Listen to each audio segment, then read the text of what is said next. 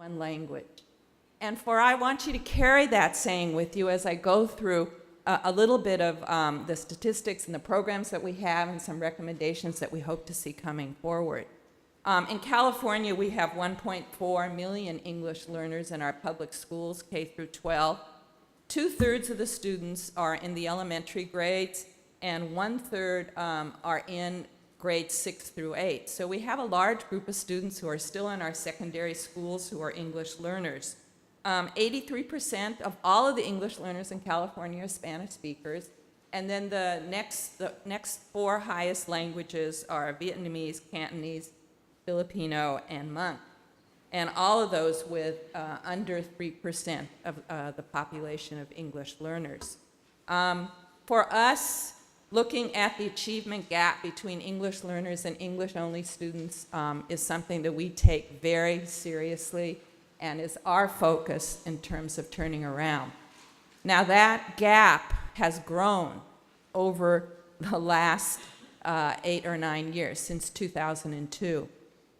This doesn't include our students who have been redesignated as fluent, but it does look at, year to year, the current English learners compared to English-only students.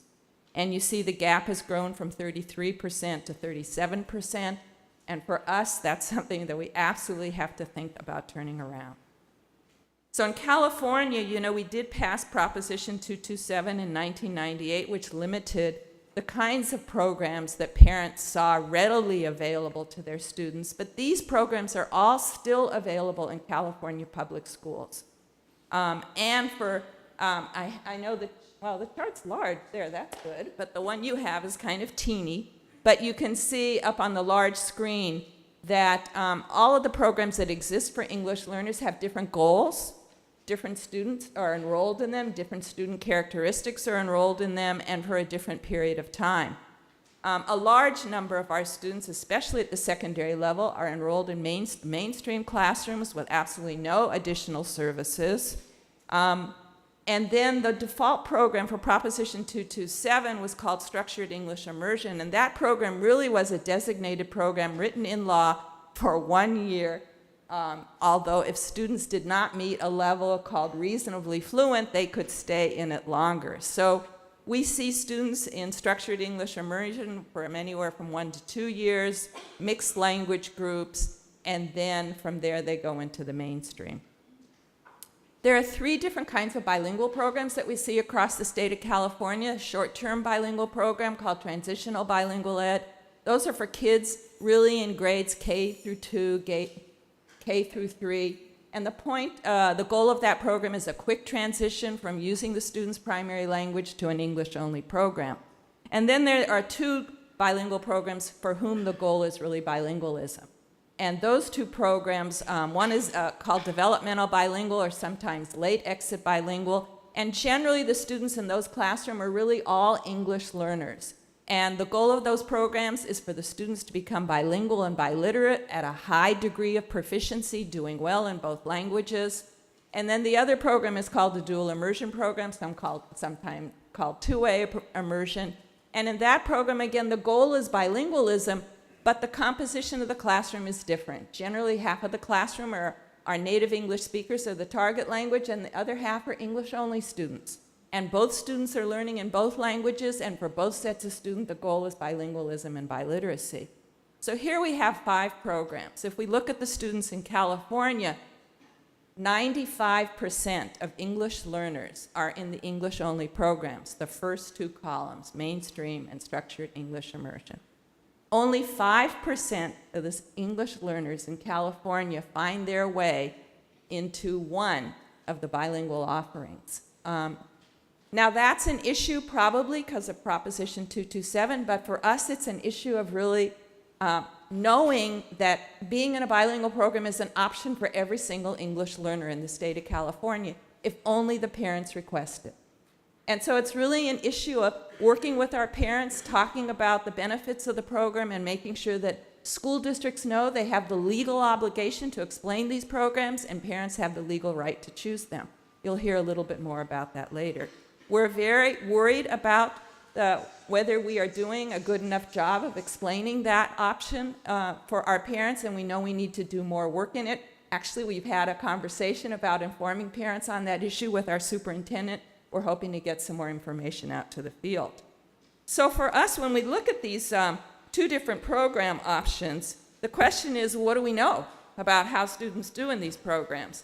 And one of the things just a year ago that the department did under the previous state superintendent, we were very involved in it, was produce a wonderful, wonderful volume called Improving Education for English Learners, a Research-Based Approach. And this was really a 2-year project where the department pulled together the best researchers across the nation, not just California, to look at what we know is the most current research and promising practices. And in terms of looking at English-only instruction versus bilingual instruction, 2 researchers, Diane August and Tim Shanahan, put in their chapter this piece after they reviewed all of the research from a period of 1980 to 2006.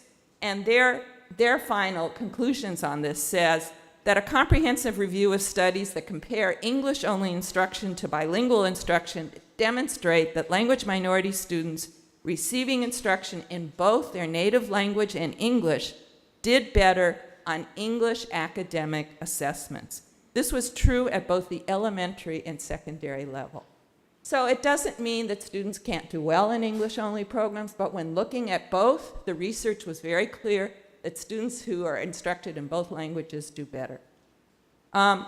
This is another piece of looking at another researcher, Virginia Collier, who has data on over 300,000 students that are in this graph, looking again at the results of English-only instruction versus students who are in 2 different kinds of bilingual programs. The 50th percentile is where we want all of our kids to at least be. That's where we're hoping. And you can see that the bilingual programs are over the 50th percentile, the results of students being in long-term treatment, and the students who are in English-only programs fall below. The interesting piece is they all start at the same point. And it really is the program that they're involved in over a period of time that makes a difference. The program that does the best in terms of the data that Virginia has, that Dr. Collier has, are the dual immersion or 2-way immersion programs. And again, there's a chapter on these programs in the State Department's book. And in the area of 2-way immersion, Dr. Catherine Lindholm summarized it saying that the research is consistent in demonstrating that English learners who participate in dual language programs demonstrate proficiency and achievement in English at comparable or higher level than their peers in English mainstream programs. And so, again, what we're suggesting is that this kind of information needs to be taken out to the field and to our parents. Now, the students who are, our students are mostly, as I said to you, 95% in English-only programs. And you can see in the upper grades, that actually the students take a dive. And we as Californians together did a survey a little over a year and a half ago, working with 40 school districts to look at what is happening to our English learners at the secondary level. You all received an executive summary of our report on reparable harm. And what we found from looking at the data, we had data on 175,000 secondary English learners. This constituted 31% of California's English learners in grades 6 through 12. These are the areas that we looked at, that we had the districts report to us on. And what we found is that out of all of our secondary English learners, 60% of our kids have been in program or in some kind of service for 6 years or more and are still English learners, not making adequate progress in their English attainment and not making adequate progress academically. So we, for want of a way to looking at this cohort, call the students long-term English learners because they've been with us for a long period of time. And we came up with a definition that we're talking with school districts across the state about these students because we think it's important that the districts really focus in on these students. 1, to focus in on them. 2, to make sure that they look backwards at what is it that they're not doing in the lower grades to prevent students from becoming long-term English learners. Children do not come to us in kindergarten like that. They come bright-eyed, curious, like Superintendent Torlickson's grandson. They come exploring, and their parents and them do not know that 60% of them are going to be long-term English learners unless we change what we do in our schools. So we have a list of recommendations that I won't go through because I know my time is coming up, but I want you to see some of the things that we are starting to talk with legislators and the department about in terms of policy recommendations to work on this issue of long-term English learners. And what we know from case law, from federal case law, is that English learners cannot, in the words of the court, be permitted to incur irreparable academic deficits during their time they are mastering English. We must ensure that their schooling does not become a dead end. This is an urgency call for us. We feel we have to take a critical look at what we do in our lower grades and what we provide in our upper grades. And if we do take this on and change what we offer in our schools and improve our programs, this is what we think we will see at the end of the road. These are 3 graduates last year in Baldwin Park Unified School District. You can see what they're wearing. They're wearing a medallion on their graduation gowns, something like this, that says that at their school district, they met the criteria for being declared bilingual and biliterate, and they march at graduation with a medallion being recognized as being bilingual and biliterate. And on their transcripts, there is a seal that shows that they have reached this level and that they have been awarded the seal of biliteracy. Californians Together has been working for 2 years with school districts across the state to get them to adopt the seal of biliteracy. Those of you who are in school districts and you don't have that program, please see me. We have booklets to help you establish it. Jose Moreno is here from Anaheim City Schools. They have a seal of biliteracy program for the lower grades, and also in Whittier Union. Whittier Union, I was there at Santa Fe High School last year helping to award the students the seal of biliteracy. It is an award granted to high school seniors upon graduation, certifying the attainment of mastery of 2 or more languages. Here are the students in Azusa Unified School District last year, and here are the graduates in Glendale Unified School District. Glendale is the school district who really created and pioneered this issue of the literacy.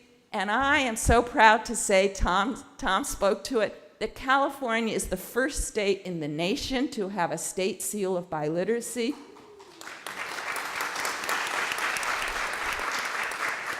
It was created through AB 815, a bill authored by Assemblywoman Brownlee and signed by the governor just a few weeks ago.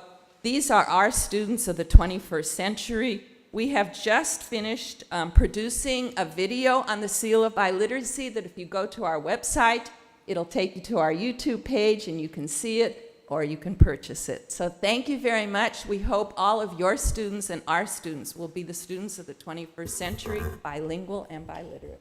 Thank you very much.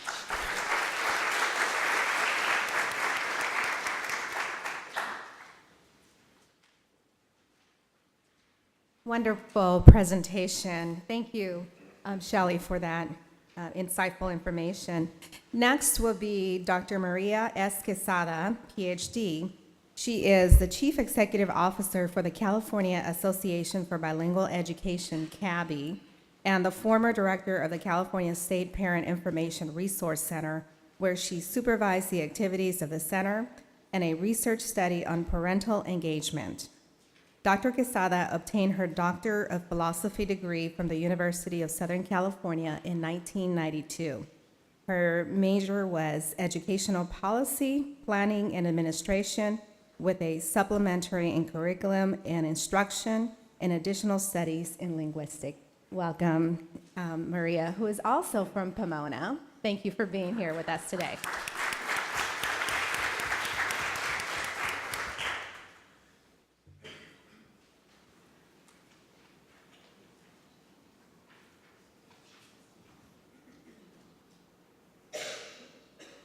Good morning. Good morning. Buenos días. Estamos aquí presentes, ¿verdad? I'd like to talk about another part of schooling that is very, very important. And many times, we talk about teachers, we talk about schools, and we talk about what needs to happen there, but we forget a very important component. And so we have been fortunate for the last 8 years to have a Parent Information Resource Center there at CABE. And these are one of 62 centers that are throughout the United States and the outer islands even, that came together and provided technical assistance to schools and districts and parents, providing them information. We started our work in 2003, and the first 3 years of our work, we worked with parents, but we began sort of honing a model because we had been engaged in working with parents for at least 20 years, and we give parents information, and what would traditionally happen is they'd get back to the school site and they'd meet this brick wall. So we had a lot of frustrated parents that knew what they needed for their kids, but they'd get back to the school sites and that wasn't open to them. So we wanted to make sure that we worked with parents and taught them ways to work collaboratively with the school. And so when we were reauthorized again for the program again in 2006, we went for the invitational priority because we knew research tells us that parents can make a significant difference in the education of their children. We look at what are the elements of school reform. We're always looking at, the curriculum, what is taught. We want to make sure we have the best quality curriculum. We know that instruction is very important. We look at how we assess that instruction, the roles and responsibilities, how schools are aligning their resources. But that big red piece, we sometimes leave out. And so our focus of our investigation was to look at what impact do parents have on student achievement. Because it's not just about engaging parents, it's not just about involving them, it's really focusing all of our efforts on increasing student achievement. So the focus of our work was building those partnerships between schools and community agencies. So we developed a model that's called home, school, community, because all three are very important elements to a school. We wanted also to develop the capacity of those schools to take the program. Have you ever started a program and you were there, you were very instrumental in making that change, and you walked away and the program sort of went away? Well, we wanted that not to happen. And so the model that we developed was to also build the capacity, and you'll be hearing from one of our parent graduates later on. She can speak to that capacity building that has taken on in her school. We also wanted to add to the research on parental engagement, and especially because the population of students that we work with are English learners. So we work with English learner parents who traditionally have not been as much engaged as other parents in the school community. We developed a 3-level model. The level 1, we have workshops, we have conferences. So level 1 is the information that you can provide to parents that attend these conferences and workshops. Level 2 is where we conducted the research. The levels are equal. They still have the same 12 modules that were developed. And so level 2, though, was a school-based. We wanted to make sure that was at the school and that the school change took place, there. Expert level was when we had parents who would step up to the plate and say, I can share this information with other parents. We wanted to help them prepare more fully for taking on that role. So the level 2 and level 3 is where we conducted the research. We took 18 schools throughout California. There were 3 in Northern California, 5 schools in the San Bernardino area, and there were 6 schools in Orange County and Los Angeles County. So we had a cross-section. They were all matched. It was what they call a quasi-experimental design. So the schools were randomly selected that had similar characteristics because we wanted to make some assumptions and some predictions about what would happen at those schools. We used a model of Joyce Epstein. Parents really didn't realize that there were different ways of engaging with the school.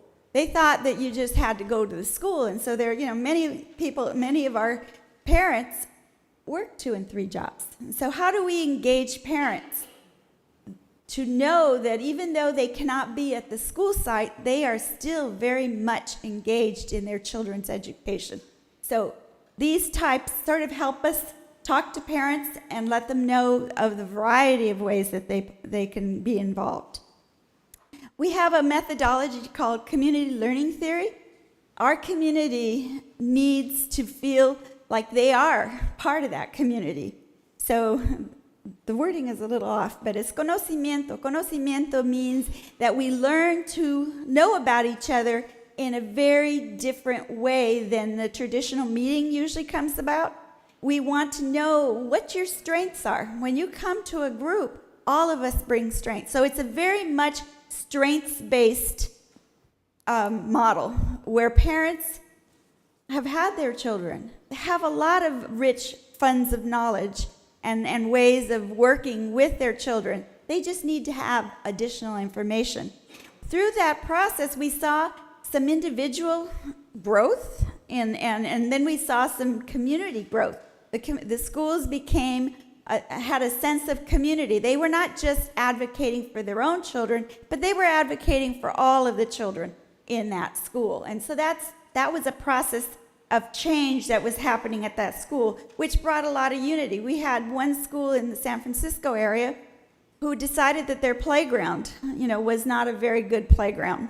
So guess what? They made tamales, they made enchiladas, they did fundraising, and they raised money and sat with the principal, developed a budget, developed a plan for their playground, and then worked with the principal and the school staff to make that happen. So that sense of unity and that sense of power came about because of their learning in their schools. We share information. We have 12 modules, and one of the modules is Module 8. We don't just tell them about their rights. We also give them the case law. We give them information that they know. And one of the things that we learned is that we also have to tell the school what the parents are learning, because, you give the parents information and then they start asking very pertinent questions. And so the principal also has to be involved and also has to participate in the training. So we tell them, that they have a right, to be in those classrooms. They have a right to serve on committees and make decisions and be informed. Shelley mentioned about the waiver. They need to be informed, but they don't have information about the different kinds of programs that are available, that they can participate in conferences, meet with teachers, and teachers then, we also needed to tell the teachers about the parents, what they were learning, because usually they'd go to parent conferences and ask, how is my child behaving? Well, the conversation changed. With information, the parents were saying, what standard is my child working on? So teachers were taken aback, and so it was a process of change to have the schools and the teachers ready for those questions and be able to give parents information. We talked about parental exception waivers, that the law requires school districts, to place English learners in instructional programs that are overwhelmingly in English. I can't even say that. But they also have a right, if they need to, if their children aren't doing well, to have an alternative program.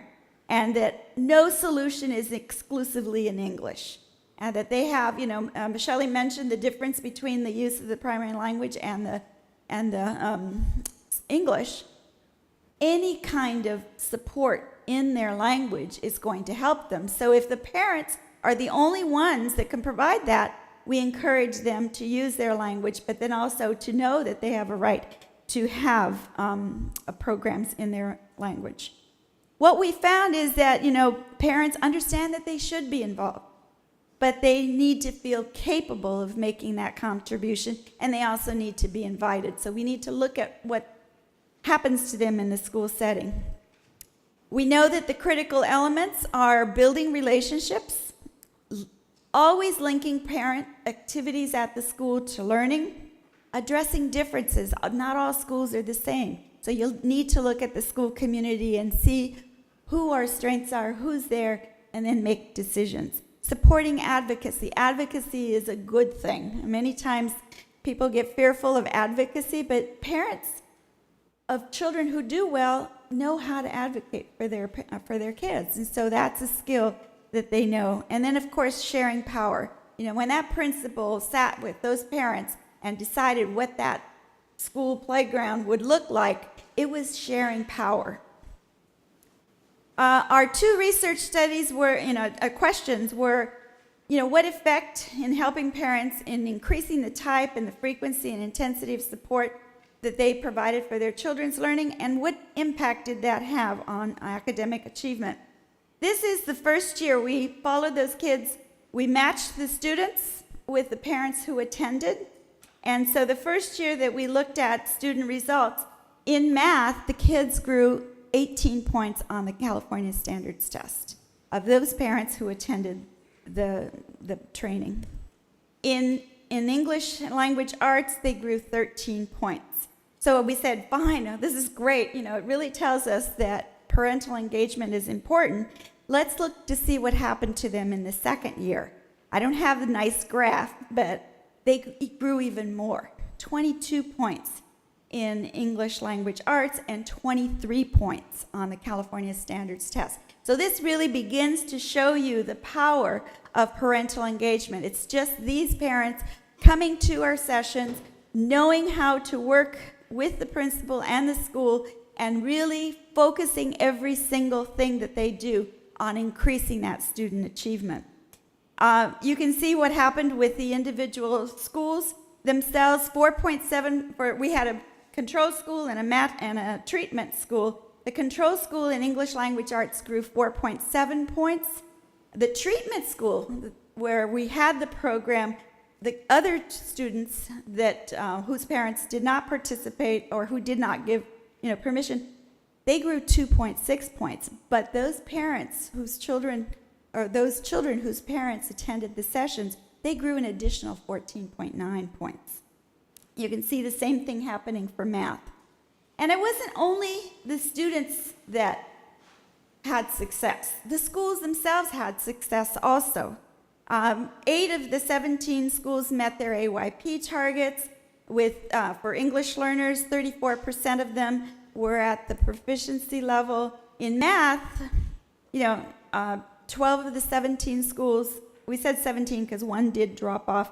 12 of the 17 schools passed their AYP targets, and 52% of their students were at proficiency level. And for low-income kids, we had the same kinds of results. You can see 51%, and 53%. I'm going to quick wrap up because we need to change the paradigm of parental engagement.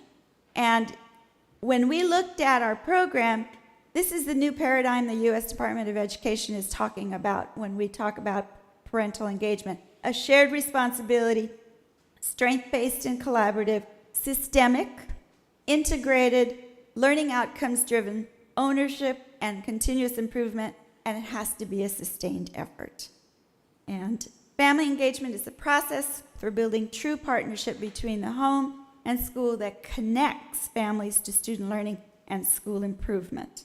And I think I'll just leave it there, that it takes all of us. It takes the village, it takes the community, it takes the school, and it takes the home. Thank you very much.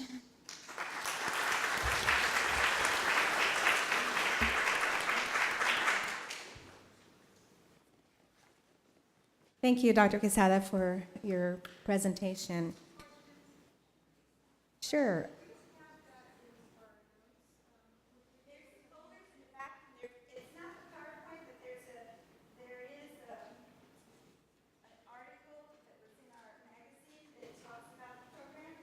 Get that PowerPoint. We can also follow up with you if you want a copy of that PowerPoint. Okay, we'll collect the information and ensure you get it. So, changing parent involvement, and talking to us just about that is Laura Diaz. She is a parent from Fontana Unified School District, and she is committed to promoting Latino education and is a valued advocate for education in her community. Thank you, Laura, for being with us today. Hi there, everybody, and thank you for welcoming me here. As you know, as I am as a EL parent, but also I'm a EL student. So if you notice, my English is not that good, but I'm trying to reach also with my kids. As a EL parent, when we arrived from Mexico 7 years ago, I enrolled my kids in the school. So for my surprise, I was invited to participate in my kids' education. That was a big hit for me because, as you know, every county, they have a different education system. So from my system, from education, is really close. So you don't have that open doors that you have in here. And also, when you are, as a parent, participate in the school, it's just based on go to the school, leave your kids at the door, and turn around. And come back until the end of the school time and pick them up. And that's it.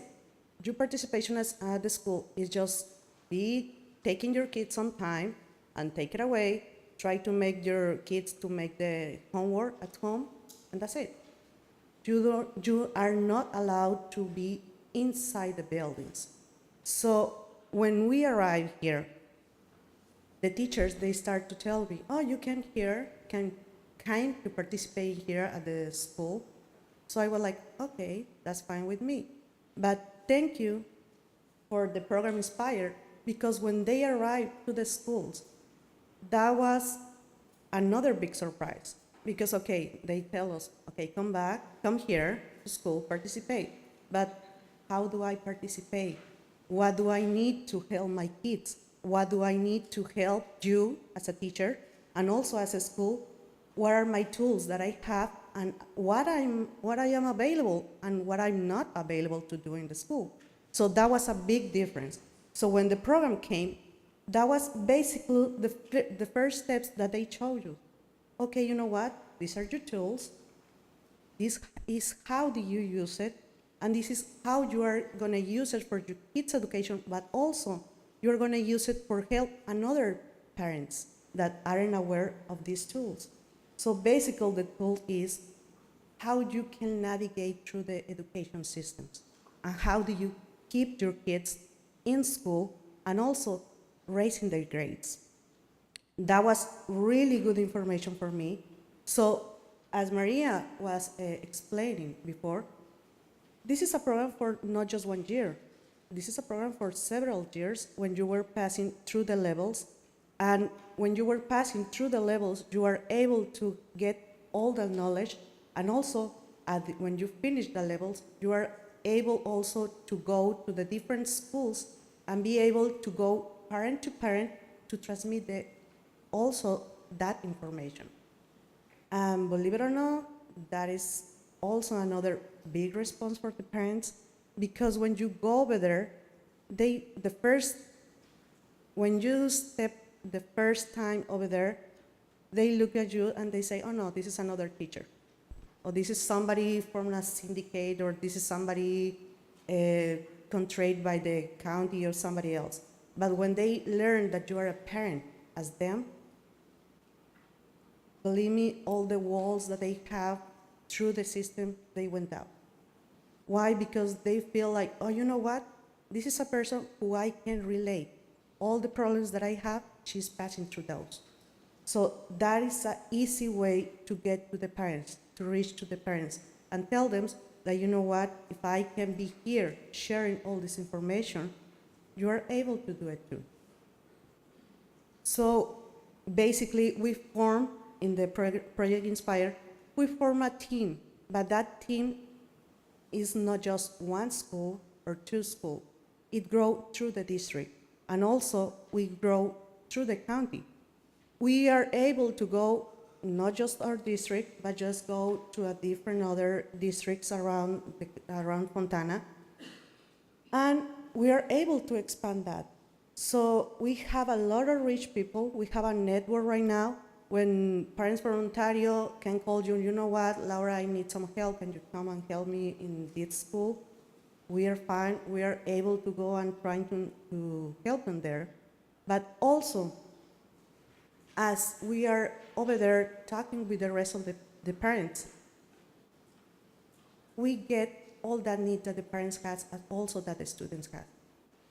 So in that way, the program helped me a lot because I was able to get through the other committees that there is available around the district and also through the county, sorry. Because, okay, you see, okay, it's an ELA committee, there is an DILA committee, it's a school site council, it's a SAC committee, it's a DAC committee, and you as a parent say, okay, what is that? Where do I put it, or what do I eat it with for, right? So when you get all this knowledge through one of the chapter, actually, is specifically they tell you what every community is about. So when you see, oh, okay, ELAC is there. Why? Okay, I need to go and see what is ELAC offer me. What are the different programs that they are available for me and my kids? Because when you came here, you just go over there, many of the parents go over there and say, you know what? The first time that I go into the school, everybody was talking English. So para mí, cuando llego a la escuela y todo el mundo me habla en inglés, el signo de interrogación sigue. Yo sigo con el miedo de levantar la mano y que me volteen la cara y me digan, I'm sorry, can you speak English, please? I don't understand anything that you say. So when you are over there and do you know that you have also the right that to be talked in the language that you know, the parents get power and the parents get they feel comfortable and they go to the meetings and say, you know what? This is a meeting that I'm going to be there because I'm going to be hearing in the language that I need, in the language that I know. And I'm going to be able to express all my needs and also to be expressing all my comments.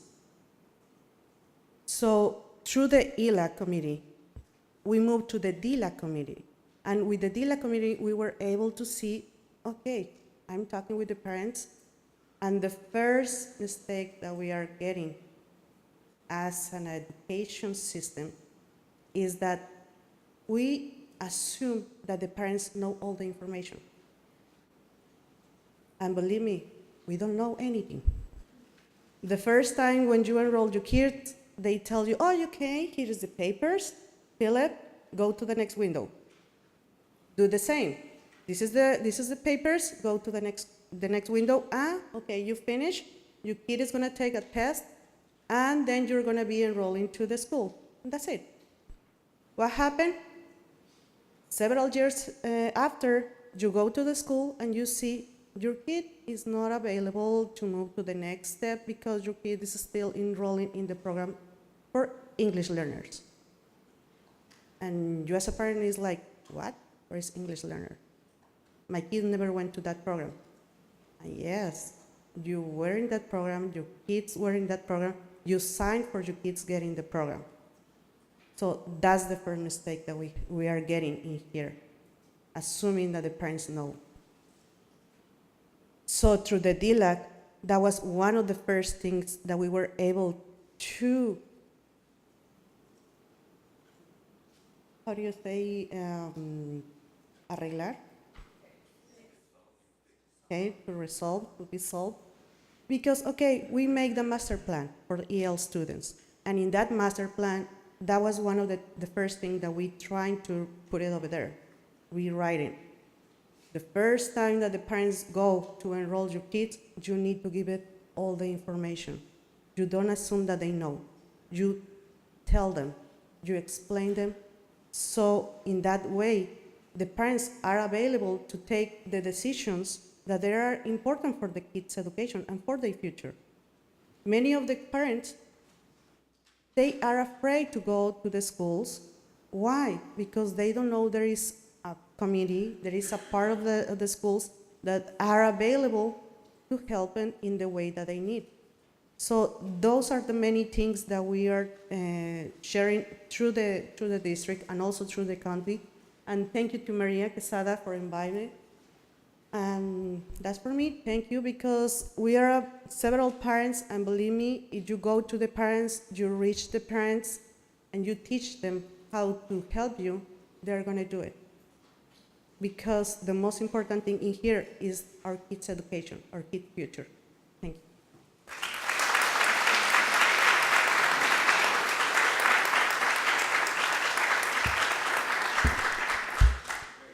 Thank you, Laura, for your presentation. I think that we all heard very loud and clear that parents want to do more than the bake sales, and that parents deserve to be a part of our children's education beyond those bake sales.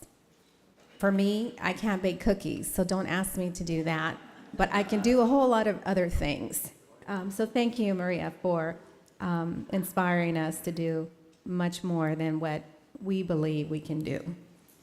Now we will open it up for questions for any of the panelists.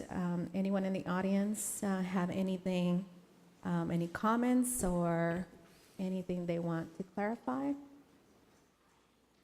No? Okay.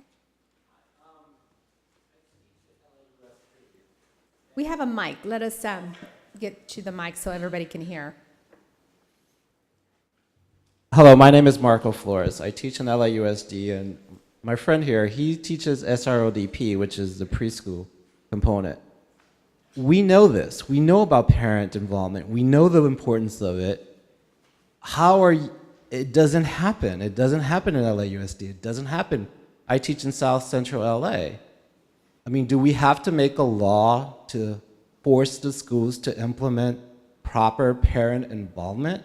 Do we have to threaten to take away Title I money? One of the things that I've suggested to several legislators is you will lose your state Title I money if you do not have these parent components not on paper, but actually active. So I'm asking, what has to happen to have this implementation of these programs that we talk about? We know it's successful. My parents went through it, and this is why I'm here, I believe. But it's not happening. What can we do? I think part of the solution is what Ms. Diaz identified, and which is cutting through some of that red tape that parents often get. In order for you to step into the school, one, you need to go and have a health exam. You have to make sure that you're vaccinated. Not that we don't want our parents to have all of that before they come in on campus, but cutting through some of that red tape. Giving them more information, not just saying you need to have X, Y, and Z, but you need to have X, Y, and Z, and here's where you go. And here's how we can facilitate. If you can't pay for that medical exam, here's a free clinic, and here's the voucher that you need, or whatever it is that you need. So cutting through some of that red tape that exists in our very own school districts that are created, by our own need to ensure that we have safety in our schools, which should not, be abandoned either. Anyone else on the One panel? of the things that we found too, and I mentioned it a couple of times, is that you really do have to work with the school community. We found that teachers really want the parents, but they don't know how to integrate them into their program. So we put together 2-day institutes for teachers and administrators to know that when parents come to you with questions, you could start building the importance of building that relationship. If that doesn't happen, you're going to have a much tougher time. Look around your school and see how welcoming it is to parents. And do they want to be there? Can they be there? When you have a fortress as they come in and the front desk is very negative with them, that's not an inviting place. And so, begin the homework at that school site to make sure. Dr. Karen Mapp said that you have to really make those schools a friendly place. She's put together a survey that says, how parent-friendly is your school? If you just begin with that, alongside with bringing parents the information they need to build that collaboration, You know, sometimes parents do go to our conferences and they go to one single workshop and they get a little bit of information, but they don't know what to do with that information. So when you're looking for programs for parental engagement, make sure you're getting a whole pie, not just a slice of it. And then in terms of the legislation, your question is, there are laws that require already, they're on the books. The problem is, about 3 years ago, Superintendent O'Connell canceled all of the school monitoring reviews for compliance. And so districts were off the hook. And prior to that, a quarter of every single school district was monitored every year for all the compliance issues. And the issue that was out of compliance most often was having the parent advisory committees, the working parent advisory committees. So one year there was absolutely no reviews at school districts across the state of California. The next year, 11 of them came back. 11? We used to do 250 a year, and now we're at 61, which means it could take 16 years before certain school districts will ever be reviewed for the laws that you're talking about in terms of holding us accountable for parent engagement. Assemblymember Luis Alejo, who was not in the assembly at the time, but now is an assembly member, is the named plaintiff in a lawsuit that we've brought to court, demanding that the state comply with their fiduciary responsibility written in state and federal law to monitor school districts for the legal program and monetary requirements of the categorical funds. So we're hoping that we can work with the department this year and bring back some more accountability in the area of parent engagement and parent involvement, alongside of many other issues that need to be, districts need to be held accountable for. And our next panel is just about ready to come forward. I think there was one more question up in the front, so if we can make it really brief. It was along the same, great, so we answered that.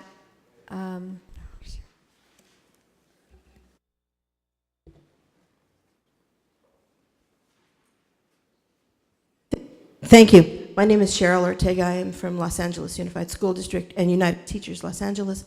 What I've seen in terms of parent engagement and also parent information that comes about program choices or instructional programs is that the highest levels of the school district are completely familiar with law, compliance, and regulations. Teachers are also aware of that. It's the middle level that doesn't get the message. So I've heard, especially recently, I've heard from the Office of the Deputy Superintendent, from the local superintendents, all the right messages on parent engagement, all the right messages on parental information to program choices, but somehow at the school site, the message has not been received. So the issue of, there's state compliance mechanisms, but maybe there needs to be district compliance mechanisms for the schools within its specific district. Right. You can have a district that has some really powerful schools. In fact, one of our treatment sites was at LAUSD. And I didn't get to mention that, through the process, those schools, also got out of program improvement status. And one of the schools, Hillside, was an amazing place. One of our parent specialists is here, and he worked with them. And the principal is the key, and the teachers are the key. Lauda cannot go into a school without that invitation. And when they see the power of parents working together, people are afraid. Principals are afraid because we have the helicopter parents, we have the military parents, and we want to get away from those labels. We want to make sure that parents are an integral part. And so, if it takes school by school, and we have, there's 90 parents that now are like Lauda and are going to share that information with other parents. So it's about building the capacity of the schools. It just isn't the parents, it just isn't the principal, it's everyone working together, and we're hoping that can change. It's not just about having a policy that sits on the wall. That compliance, it needs to be systemic. It needs to be sustained. It needs to be integrated. And so school by school, we'll do it. and also district to district. As Dr. Quesada was telling, sometimes the teachers are afraid to get the parents' involvement inside the classroom. So also for the parents, as we were saying, there are a lot of restrictions that what do you need to be in for be part in getting involved inside the classroom. So when you work with the district, every district is able to plan the different ways where the parents can participate. So they can put some classification for the parents to be involved and try to turn around the legislation. All right, well, help me thank the panelists one more time for their participation. And thank you for your comments and your attention to this great group of panelists. I will turn it over to Assemblymember Mendoza. Thank you all. As we transition to the next panel, we have a few minutes here to just clear out and change the scope here. I want to thank the panel again. They were great. This is one of my favorite panels because they discuss a lot of very important issues when it comes to like dual immersion programs and other alternative programs that help our kids, especially English language learners. I want to take also an opportunity to, since CABE, Maria Quesada from CABE is having their annual conference 2012 in March 7th through the 10th. You have registration forms and flyers in the back of the chamber. Please feel free to take some. That way you can subscribe and maybe attend the conference. I will be there, so it'll be a great event if you shall come. Also, for just housekeeping matters, if you need to go to the restroom, if you exit out this way, the two doors are in the main corridor. Both ways, there's bathrooms on either end. Feel free to use them. And we'll start the next panel in about maybe 2 minutes while we get ready. So stretch out, but don't leave. Thank you.